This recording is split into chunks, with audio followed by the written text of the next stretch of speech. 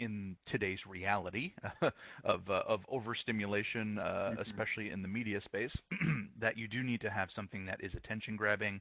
And so they've really focused on something that Universum refers to as snackable content, which is really just focusing on, okay, we need a headline that is, it's going to get someone to read that article. If it's on social media, it's going to get them to click that link. Things along those lines. So basically, just a couple headlines that I'll read off to you. There's 3 of them. I'll read them to you first, and then similar to what we just did, we'll kind of revisit each one in a bit of a follow-up exercise. So headline number 1 is Invent the Future of Finance with Data Science. Headline number 2, Solve a Different Equation, Data Science plus Finance.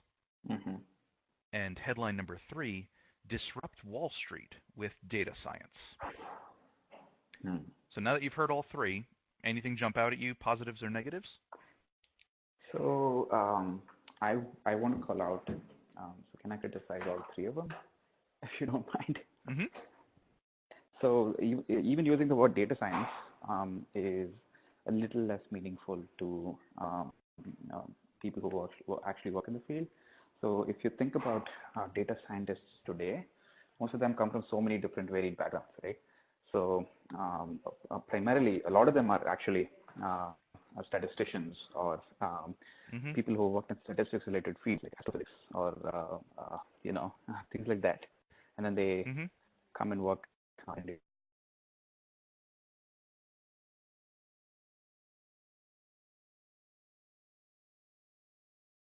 Have a machine learning background.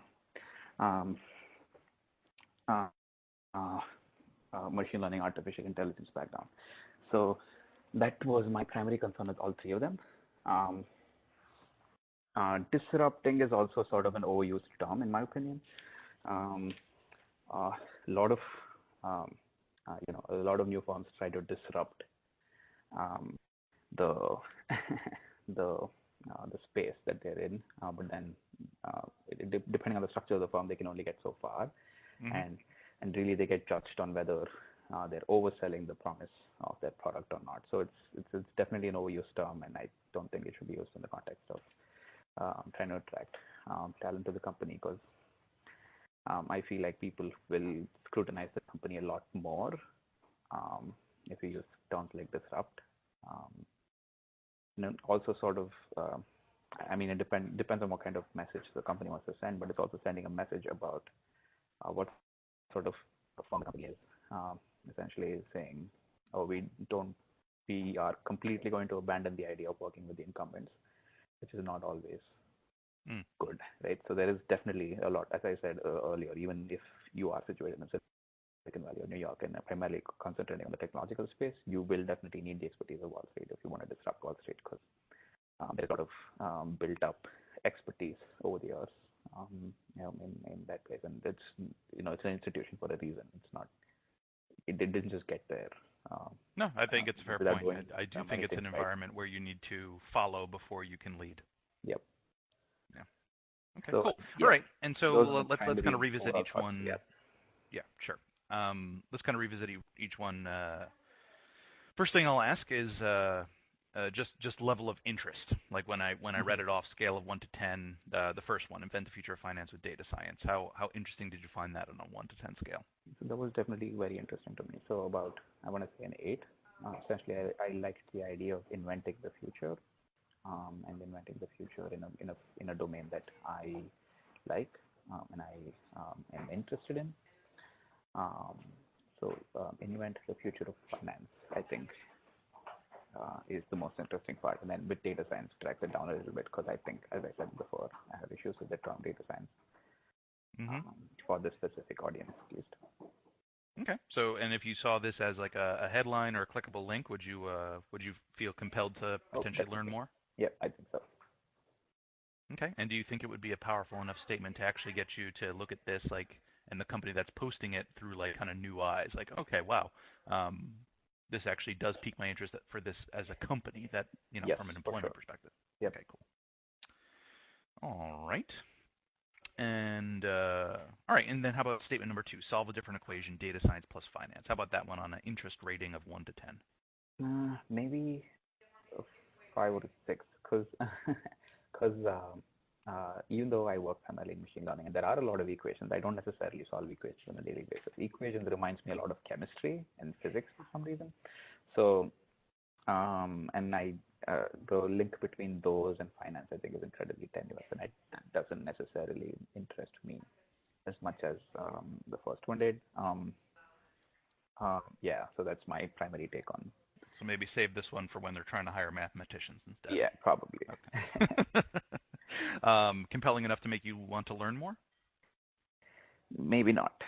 Okay. And then I'm guessing it's not going to shift your prerogative as an employer. No. Either. Okay. All right. Any just kind of top of mind thoughts as to what you might change in that headline to make it more impactful for you? I think so can you just read that to me again? Maybe Yep. I might Solve a different equation, data science plus finance. So I like the idea of solving a different something, and data science plus finance. Again, data science is the term that I take issue with, but the idea of combining expertise from these two fields is appealing. Got it. Solve a different challenge, maybe. Yeah, something along those lines. I wouldn't say equation. And yeah, I mean, I know what they were trying to go for. Essentially, there was this metaphor of solving equations, Yeah. but it didn't necessarily work for the target audience, I don't think. Yeah. Well, I am unbiased as to these. Yeah. And then our third statement was disrupt Wall Street with data science. 1 to 10 interest rating for that one. So when I look at this, I will really be concerned about the firm, right? So I'll be concerned about what they're trying to do. I'll be concerned about are they overselling their promise, things like that. So it's definitely a bad tagline from that sense, because if you're disrupting Wall Street, then are you falling foul of regulators in some sense? Is there are you going to face challenges in the future because it is very different that the current law does not consider, or I'll definitely be concerned about working for a firm like that. So it's concerning to me more than appealing. Yeah. Okay. But it depends on the sometimes. context. So if it is an ad for a hackathon, let's say, and essentially what they're trying to get you to do is build applications that demonstrate the potential of these sorts of technologies, then maybe disrupt is a nice term. So there is, I know these conferences that are organized around the themes of disrupting, so essentially disrupt tech, disrupt fin, and things like that, which are primarily around building tools to demonstrate potential of future technologies, which is fine because then you're not building companies out of them and claiming that you're disrupting the entire industry. Right. So the context of how this one is positioned and perhaps the audience is paramount here. Yeah. Okay.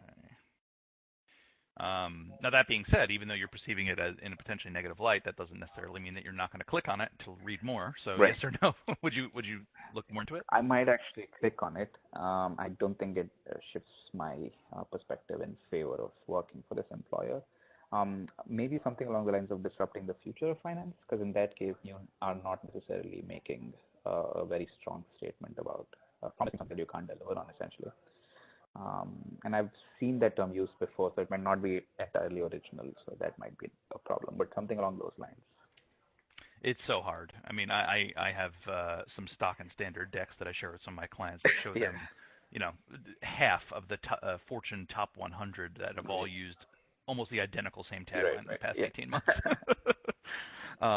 And I maybe I just missed it, but did you say what your 1 to 10 interest rating would be for that one? Definitely more than the second one in terms of interest. I want to say 7, so I'll definitely click on it. Okay. All right, cool. All right, and so that's it for my scheduled questions. So here's the big reveal. Have you ever heard of the company Point72? No, I haven't. Okay, so they're the ones that are sponsoring this project and this research. You have to put air quotes around the word smaller asset management firm, only in the context that it's not one of the mega giant companies that most people tend to associate with the financial space. But certainly under no obligation. But if you feel like going to learn more about them, I do think it's an interesting company. Not what you would always expect from the financial space and asset management space. In that, I think it's a bit more fast